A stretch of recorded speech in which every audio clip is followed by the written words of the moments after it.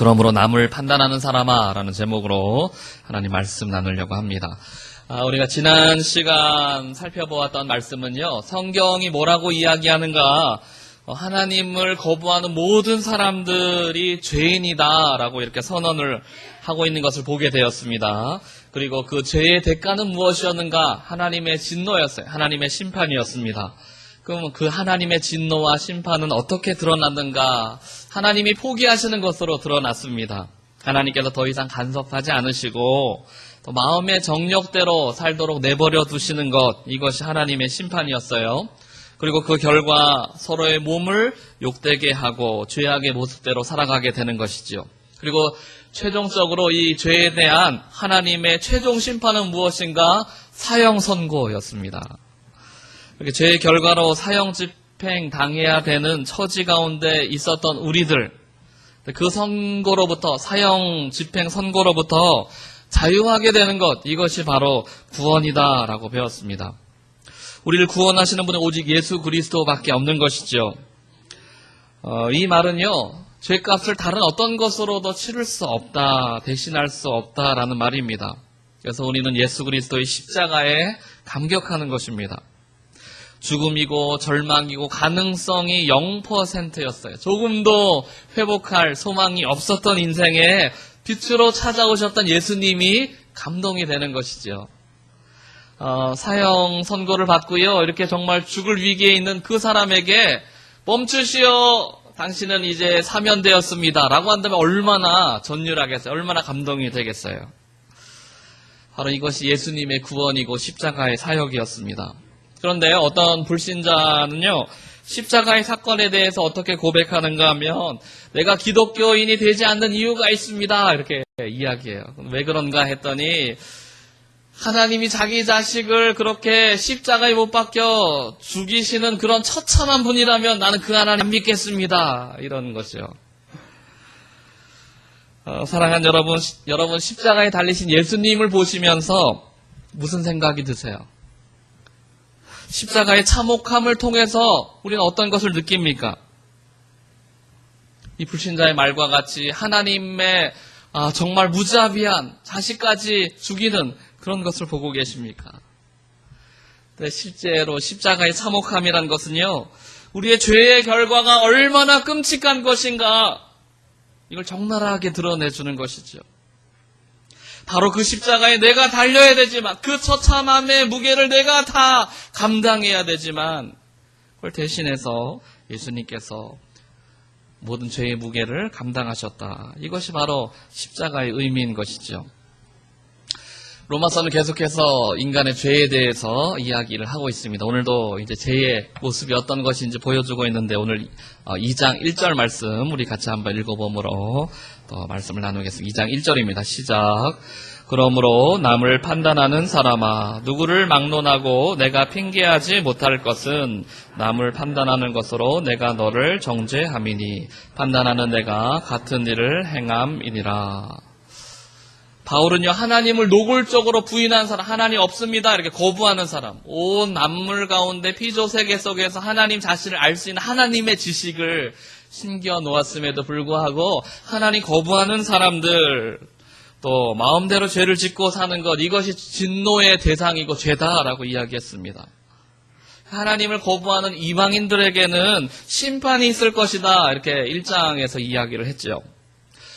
근데 오늘 2장에서는요, 그러면 하나님을 잘 믿는다고, 교회 생활 잘하고 신앙생활 잘한다고 여기는 유대인들은 괜찮은가? 지금 여기 앉아서 예배드리는 말씀대로 살아간다고 느끼는 우리는 괜찮은가? 그거 물어보고 있는 거죠. 바울은요, 이방인들보다 오히려 유대인들에게 더 큰 죄가 있다라고 이야기합니다. 로마서 1장 후반부에서는요, 21가지의 악의 목록을 열거하면서요, 이런 범죄를 짓고 있는, 죄를 범하고 있는 이방인들은 사형에 해당한다, 이렇게 지적을 했습니다. 근데 그 말을 들으면서요, 맞습니다. 그 말이 참 맞습니다. 두 손 들고 아멘, 맞습니다. 죄를 짓는 이방인들, 하나님을 거부하는 이방인들 다 사형 선고 당해야 마땅합니다. 동조했던 사람들이 있어요. 바로 유대인들입니다. 하나님 믿지 않은 저 이방인들은 다 사형 선고 당해야 마땅하죠. 이게 유대인들이 고백했던 것이에요. 그런데 그렇게 동조하고 있는 유대인들에게 바울이 갑자기 찬물을 촥 끼얹은 것과 같은 말씀을 선포하는 거예요. 그러므로 남을 판단하는 사람들아 너희는 어떤가? 이걸 질문하고 있죠. 사랑하는 성도 여러분, 우리가 이 말씀을요 마음속에 깊이 간직하고 새겨야 하는 줄 믿습니다. 소위 믿음이 좋다라고 생각되어지는 많은 크리스천들이요 남을 판단하고 정죄하는 일에 얼마나 우리가 쉽게 넘어가는지 몰라요. 다른 사람 판단하고 정죄하는 것이 죄인 줄 몰라서 그러는 것이 아니라 우리가 잘 알고 있지만 이 말씀을요 마음에 잘 간직하지 않기 때문에 그런 것입니다. 연약함 가운데 놓이는 것이죠. 그렇지만 오늘 우리가 이 말씀을 들으면서 주님께서 우리에게 주셨던 그 메시지를 우리 마음판 가운데 잘 새기고 간직하게 되는 은혜가 있기를 주의 이름으로 축복합니다. 사람들이 왜 판단하는가? 왜 정죄하는가? 결론적으로 딱 한 가지로만 이야기를 해보면요. 나는 아니라는 거예요. 내가 판단하고 정죄하고 이런 잣대를 기준을 가지고 다른 사람 바라보는데 나는 그 잣대에서 그 판단의 기준에서 벗어났다라고 생각하기 때문에 그렇게 하는 겁니다. 주님은 뭐라 말씀하셨는가 하면요. 음행 중에 붙잡혀온 여인을 앞에 두고 죄 없는 자가 돌로 치라 이렇게 말씀하셨어요. 어떻게 보면 나는 아니다라고 생각했던 그 대표 주자가 바리새인들이 아닐까 생각이 됩니다. 우리는 지난주에 죄의 가장 극심한 타락의 결과로 성적인 범죄에 대해서 살펴보았잖아요. 바리새인들은요 동성애 근처도 안 간 사람들이에요. 우상도 안 섬깁니다. 율법을 열심히 지켰고요. 도덕적으로 아주 훌륭한 사람들이에요. 재산을 팔아서 구제도 열심히 하고 금식도 하고 예배도 열심히 드리는 사람들입니다. 누가복음 18장에는 바리새인들의 기도가 나와요.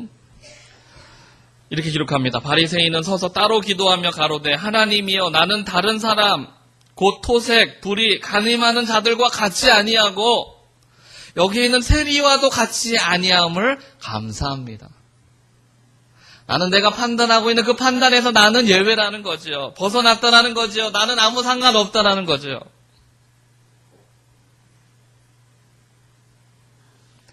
마음속에 나는 특별한 사람이고 선택받은 사람이고 내가 받은 직분은 특별한 거다. 바리새인들은요 말씀에 정통한 사람들이었어요. 말씀 모르는 사람이 아니라 더 잘하는 사람들이었어요. 그렇게 말씀을 잘 알고 있음에도 연약함 가운데 놓일 수 있다는 것이죠. 바리새인 같은 오류를 범할 확률이 가장 높은 사람 누구인가? 바로 저 같은 목사예요. 내가 말씀 전하기 때문에 내가 전하는 대로 살고 있구나라고 착각하기 가장 쉬운 사람이 저예요.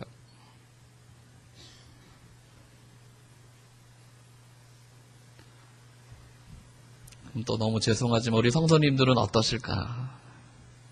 마찬가지입니다. 우리가 요즘에는요 원하기만 하면 TV에서 인터넷에서 얼마나 훌륭한 설교들 많이 들을 수 있나 몰라요. 그 좋은 설교를 들으면서 우리는 이렇게 생각할 수 있어요. 내가 저 높은 설교 듣는 게 내 수준이구나 이렇게 생각할 수 있죠. 그런데 그때부터요 내가 죄인이라는 사실이 희미해지기 시작해요. 그러면 다른 사람 판단하고 정죄하는 자리 가운데 올라가기가 쉬운 거예요. 바리새인의 마음이 우리 안에 싹틀 수 있다는 것이죠. 일반적으로 다른 사람의 죄를 심판하고 비판하는 그 사람들의 마음속에요. 어떤 생각이 있는가? 나는 훌륭해. 나는 의로운 사람이다. 이렇게 생각하기가 쉽습니다. 그래서 남을 비판하는 동안 나는 결백하다라고 이렇게 착각하기가 쉬운 것이죠. 정말 그렇습니까? 판사가요 죄인을 앞에 두고 심판한다고 그 자리에 있다고 법정에 서 있는 사람보다 판사가 더 훌륭할까요? 교수는 학생보다 훌륭하고 목사는 교인보다 훌륭하고 부자는 가난한 사람보다 배운 사람은 배우지 못한 사람보다 훌륭한가? 아니에요. 성경에서는요, 모두가 다 하나님 앞에서는 죄인이다 라고 선포하고 있어요.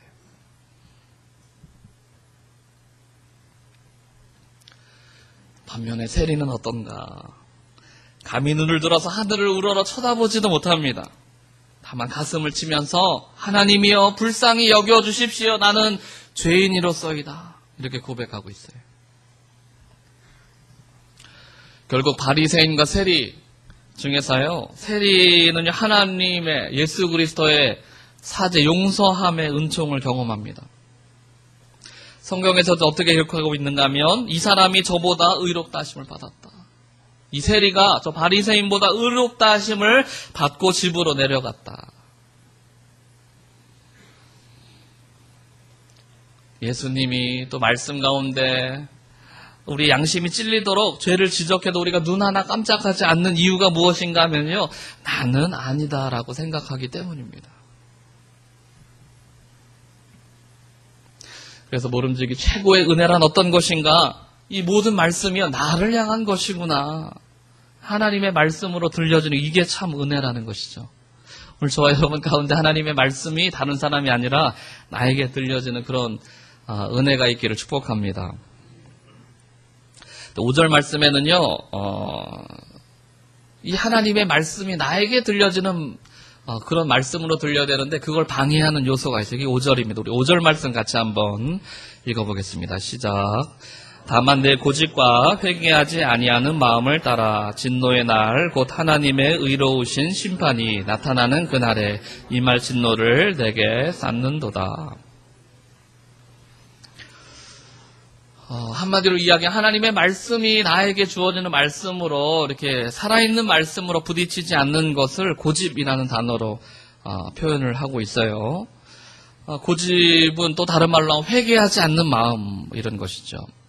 하나님께서는 그것에 대해서 각 사람이 행한 대로 보응하시겠다 말씀하십니다.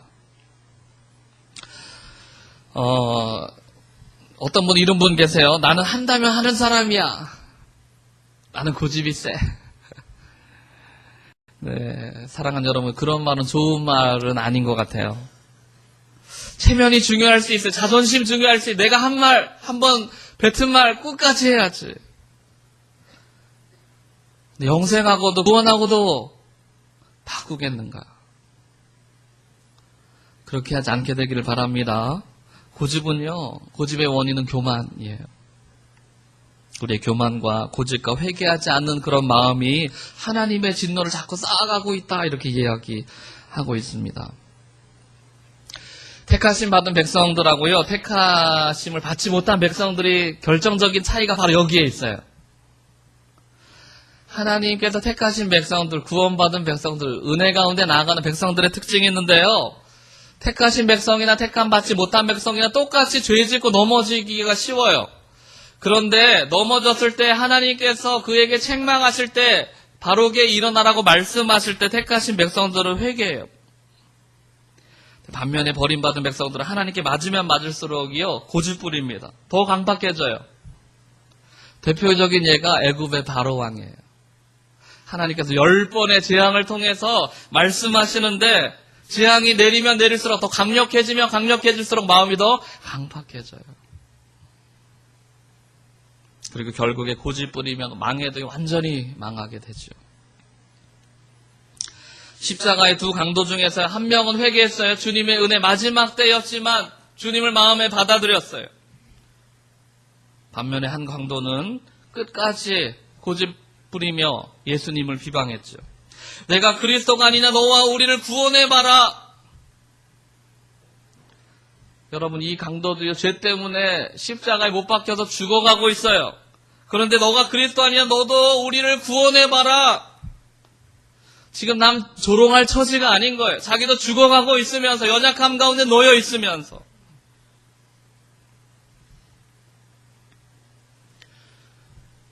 하나님이 쓰시기에 어려운 분들이 있습니다. 아마 고집이 센 분들이 아닐까 생각이 돼요. 고집이 센 분들은요, 믿음이 쉽게 성장하기가 어렵습니다. 반면에 하나님 택하신 분들은요, 변화하는 걸 두려워하잖아요. 거기에 하나님 앞에 엎드려요. 자존심도, 두려움도, 인생도. 누가 성자인가? 누가 하나님의 종인가? 죄 짓지 않고 살아간 사람 하나님 종, 성자가 아니에요. 죄 짓고 넘어져도 회개하는 사람, 돌이키는 사람, 하나님의 말씀 앞에 무릎 꿇는 사람, 이 사람이 성자고 위대한 하나님의 종인 줄 믿습니다.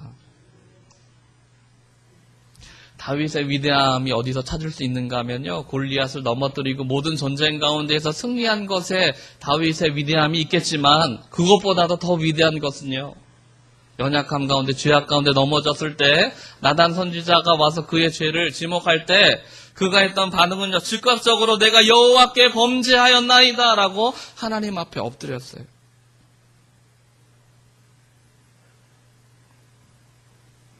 성자는요, 죄를 짓지 않는 사람이 아니라 죄를 회개하는 사람이었어요. 또 한 가지 남을 판단하는 사람의 특징이 있어요. 자신의 허물이나 약점에 대해서는 좀 상대적으로 둔감합니다. 좀 관대하고 너그러운 마음을 가져요. 다른 사람에게는 까다로운 잣대, 율법의 잣대를 가지고 이야기하지만 본인한테는 좀 관대하고 너그러운 그런 잣대로 이야기하죠. 흔히 설교를 듣고요, 큐티하면서 야, 이 설교는 우리 김 집사가 들었어야 되는데 이 큐티 오늘 본문 말씀 우리 남편에게 말씀이네. 그럴 수 있어요.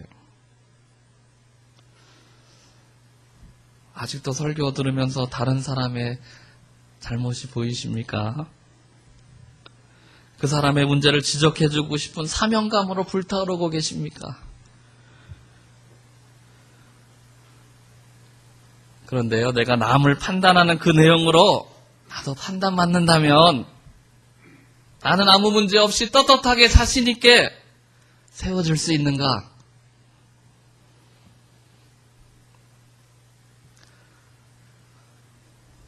어느 집사님이 지방에 땅을 샀어요. 근데 희한하게도 본인이 산 땅만 값이 오르지 않고 주변만 막 땅값이 오르는 거예요. 막 분통이 터졌어요. 그래서 주변에 땅을 산 사람들이 막 자랑하니까요, 그 어기다 대고 막 비판하는 거죠. 어떻게 크리스천이 땅 투기할 수 있어? 하나님 땅 투기하지 말라 그랬는데. 그런 마음이 생길 수 있는 거죠. 중요한 것은요, 본인이 산 땅이 값이 올랐다면 그런 말 할까? 안 하는 거죠. 이게 우리 인간의 모습이에요. 환경이 안 돼서 그렇죠. 돈이 있고 기회만 되면 부동산 투기보다 더한 것도 할 거예요. 음란하고 살인하고 그보다 더한 악으로 내달릴 사람들이 바로 우리라는 거죠. 얼마든지 미워서 살인까지 저지를 수 있는 거. 요즘에는 수락산 근처에서도 등산객 여성분이 이렇게 살해당했잖아요. 그런 거 보면서 우리가 우리 주변에서 일어나는 일들이니까 얼마나 많이 이야기합니까? 그런데요, 우리가 드러나지 않아서 그렇지 우리의 미움이 살인할 수 있는 충분한 조건을 가지고 있는 게 우리의 모습이다. 오늘 바울은요, 그 이야기를 하고 있는 것이에요. 그러므로 남을 판단하는 사람아, 내가 남을 판단하는 것으로 스스로 정죄함이니 판단하는 내가 같은 일을 하고 있다. 판단하는 내가 같은 일을 하고 있다.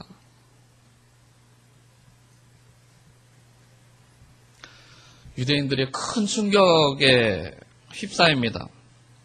안에 하나님 믿지도 않고 방탕하고 온갖 세상적인 쾌락을 누리며 살아가는 저 죄인들이 나와 같은 동급이란 말인가? 술주정배기의 폭력배기의 살인범과 같은 저 사람이 나와 같은 수준이란 말인가? 거기에요, 충격을 받고 있는 거예요.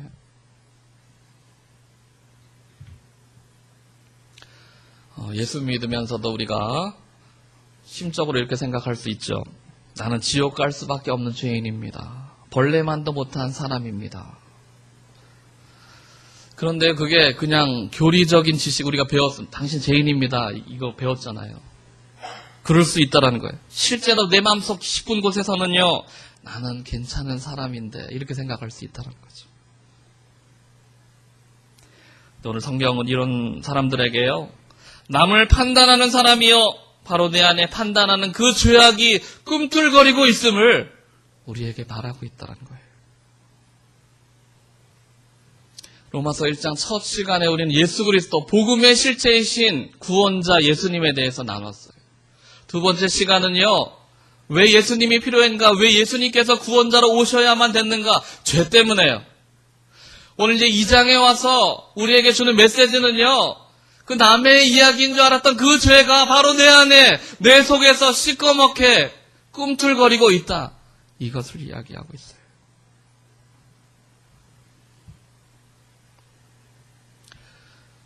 우리는 로마서가 믿음으로만 구원받는다는 복음을 증거하는 책이다. 그렇게 알고 있습니다. 물론 로마서는요, 믿음으로 구원받는다라는 놀라운 복음의 소식을 증거하는 책이에요. 그런데 동시에 우리가 행한 대로 심판받는 것에 대해서도 이야기를 하고 있어요. 그게 6절 말씀입니다. 우리 6절 말씀 같이 한번 읽어보겠습니다. 시작.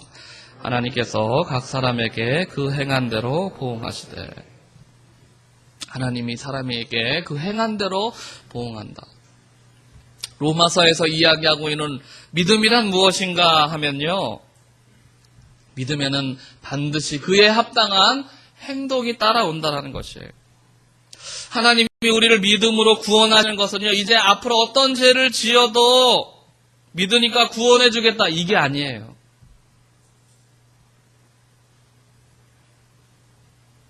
우리가 정말로 예수님 만나고 복음의 실제이신 그분과 함께 동행하며 살게 되었으니까, 그 믿음이 생겼으니까 구원받은 자로서 합당한 삶을 살게 되는 것, 이게 참 믿음이다 라고 이야기하는 것이죠.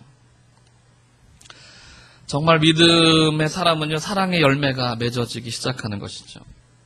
성 프란시스가요, 제자들하고 이렇게 수련을 하다가 40일 금식 기도를 하게 되었습니다. 시간이 잘 어렵게 통과하면서 마지막은 이제 39일 하루 남겨도 왔어요. 한 제자가 너무나 배가 고픈데 옆에서 부엌에서 누가 이렇게 막 스프를 끓이고 있는 거죠. 그 냄새에 자기도 모르게 그냥 그렇게 끌려갔어요. 야, 저거 그냥 내일이면 먹을 수 있는데 하면서 맛만 봐야겠다, 이렇게 한 숟갈을 먹은 거예요.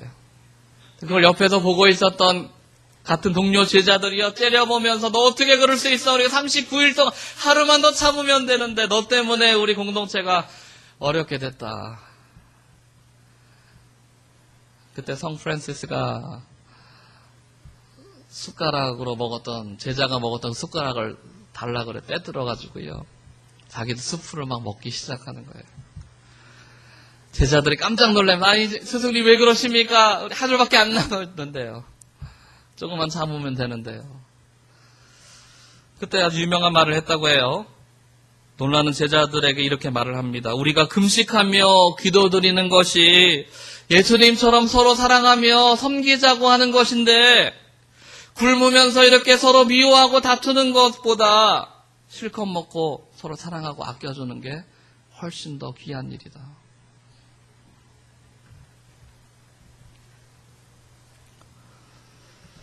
우리가 예수 그리스도의 십자가를 통해 한없는 용서와 사랑을 경험했음을 정말로 믿는다면 반드시 용서와 사랑의 열매를 맺으며 살아간다는 것이죠. 이게 이제 로마서에서 말하고 있는 믿음이라는 것입니다. 반대로요, 구원받았다라고 믿으면서 남을 심판하고 있다면 어쩌면 거짓일 수 있다는 거예요. 죽은 믿음일 수 있다는 것이에요. 이것을 경계해야 된다라고 이야기하는 것이죠. 사람들이요, 이렇게 성장하게 되면서 자라면서 생각도 가치관도 변합니다. 그 행동의 기준들, 가치관이 변하게 되는데요, 아주 어렸을 때는요, 그냥 내가 좋은 게 선이에요. 내가 좋으면 선한 것이고 내가 싫으면 악한 것이에요. 조금 더 성장하게 되면 그거보다 좀 나아집니다. 나한테 이익이 되느냐 손해가 되느냐, 이거에 따라서 결정을 해요. 판단 기준이 그겁니다. 나한테 이득이 되냐 손해가 되냐. 좀 더 성숙해진 사람들은요, 이게 옳은 일인가 옳지 않은 일인가, 이것을 가지고 판단을 합니다. 근데 우리 크리스천은요, 이걸 뛰어넘어야 돼요. 우리 크리스천은 어떻게 해야 되는가, 더 나아가야 되는데요, 주님은요, 옳고 그른 것을 뛰어넘어서 이것이 하나님의 뜻인가 아닌가, 이것이 우리의 가치의 기준이 되어야 된다라고 말씀하시는 거죠. 옳고 그름에 매여 있으면요, 공동체가 굉장히 고통 가운데 어려움에 빠질 때가 많습니다.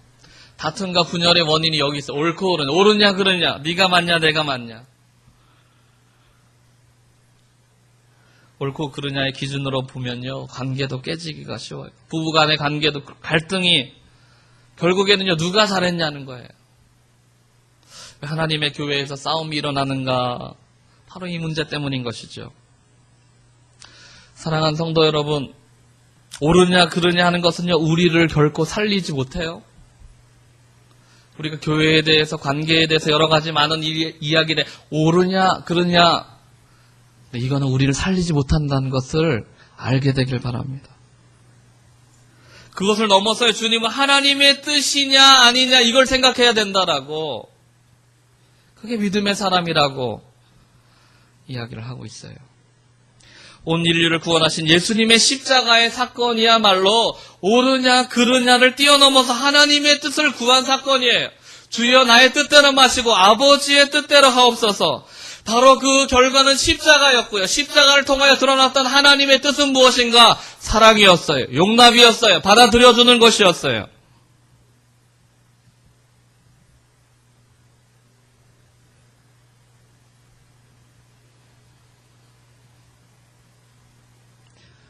예수님께서 나를 위해서 죽으신 것을 믿고 그분과 지금도 나가 함께 동행하고 있다. 이걸 믿는다면, 정말 믿는다면 우리 안에서 변화가 일어나야 되는 것이죠. 용서하고 또 용서하고 사랑하고 또 사랑하고. 그런데 이런 믿음의 눈이 열리지 않으면, 진정한 믿음에 대한 은혜가 회복되지 않으면요, 신앙생활 오래 할수록 더 많이 판단하게 됩니다. 다른 사람을요, 더 심각하게 정죄하게 돼요. 왜냐하면 지식이 많아졌거든요. 잣대가 많아졌거든요.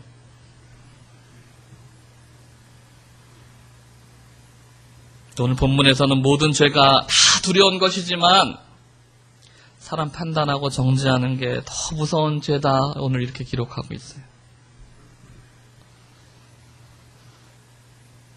여러분 정말 예수님 제대로 믿고 계십니까? 그러면요, 용서하고 사랑하는 게 진짜예요. 그동안 우리가 판단하고 정죄한 일이 있다면 주님 앞에 엎드려 회개해야죠. 십자가를 붙잡아야죠. 요한복음 8장에서 보면요, 간음하다가 붙잡혀 온 여인에 대해서 기록을 하고 있습니다. 본문을 통해서 주님 우리에게 무엇을 말씀하셨는가? 어떤 것이 옳으냐, 어떤 것이 그르냐, 누가 잘했냐, 잘못했느냐 따지는 것보다도요, 주님이 이 본문 가운데서 우리에게 말씀해 주시고 싶었던 것은요, 우리 안에 어떤 마음을 품고 있는가, 이걸 보여주길 원하셨어요.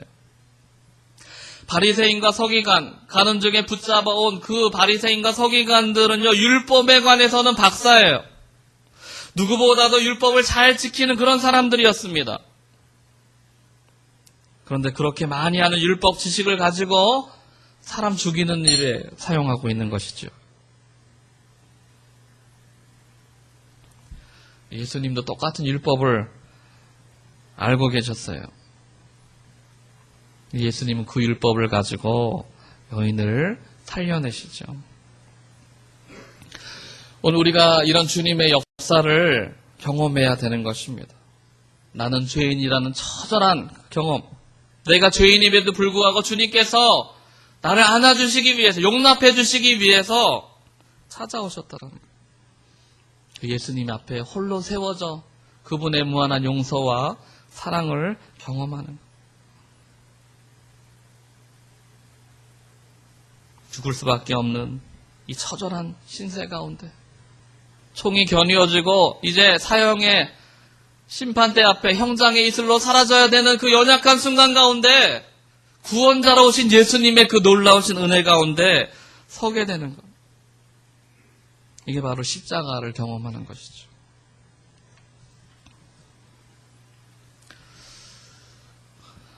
이제 홀로 남은 여인 앞에서 예수님께서 복음의 진술을 말하십니다. 나도 너를 정죄하지 않겠다. 그러니 이제부터 다시는 죄를 짓지 말라.